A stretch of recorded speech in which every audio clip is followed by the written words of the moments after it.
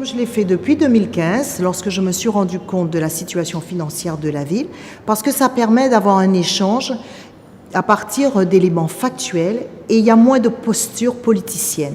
Souvent dans un conseil municipal, je dis on est là pour débattre, on est là pour travailler, mais il ne faut pas instrumentaliser le conseil municipal, surtout lorsqu'on est à l'approche d'échéances électorales. Malheureusement, c'est souvent le cas.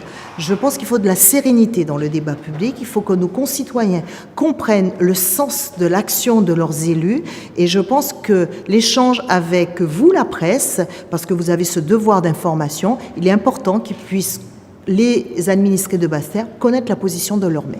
Mon déficit budgétaire est lié au fait que la ville a supporté un certain nombre d'investissements et qu'elle est tenue aujourd'hui de rembourser des emprunts considérables.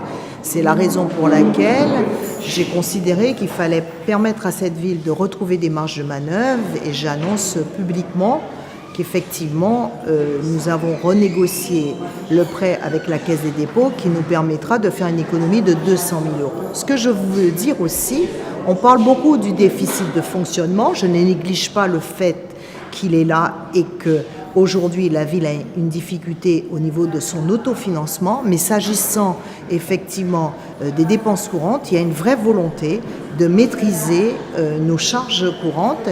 Et d'ailleurs, je suis très étonnée que la Chambre ait souhaité inscrire les intérêts dus aux entreprises qui ne sont pas payés par la ville, alors que nous sommes victimes d'un manque de trésorerie lié aux dotations qui ne sont pas versées par la communauté. Et d'ailleurs, j'ai pris la décision de saisir le juge pour qu'effectivement nous puissions, dès le budget 2019, inscrire les intérêts dus par la communauté d'agglo, puisque la CRC m'oblige à avoir cette démarche de manière à préserver les intérêts de la ville de Basse-Terre et qu'on ait un budget qui corresponde à la réalité, parce que lorsque je retire les intérêts que je considère qui n'auraient jamais dû figurer, ils ne l'ont jamais fait les années antérieures, le déficit serait plutôt ramené aux alentours de 1 million, ce qui est proche de ce que nous avions annoncé au budget primitif lorsque nous l'avons voté.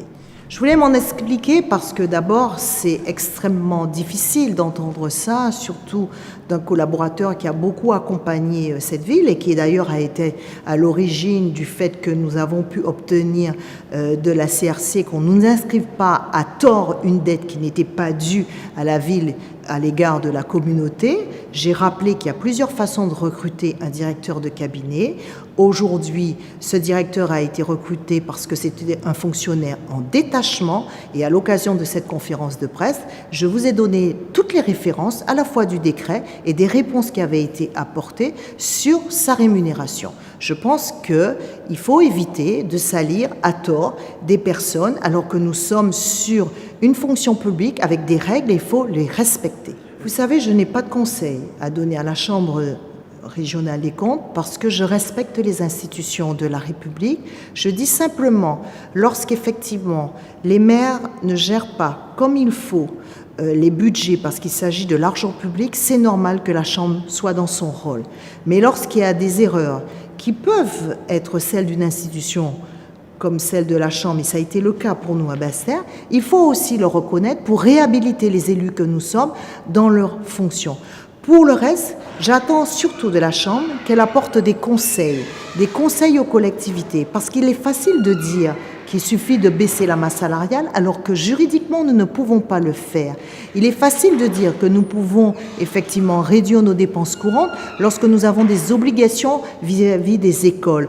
Donc, lorsqu'effectivement nous sommes dans une démarche qui consiste à rechercher des recettes, je pense que la Chambre peut être d'un bon élément pour nous accompagner dans ces difficultés. Je le regrette profondément. En tout cas, moi, je le demande. Je demande cet appui de l'État. Je demande effectivement cet appui de la CRC parce que je ne veux pas qu'on stigmatise les élus. Il y a eu une décentralisation et personne n'a gagnerait à affaiblir l'élu que nous sommes, parce que la décentralisation, le législateur nous a placés en responsabilité et on doit créer ces liens de confiance avec la population.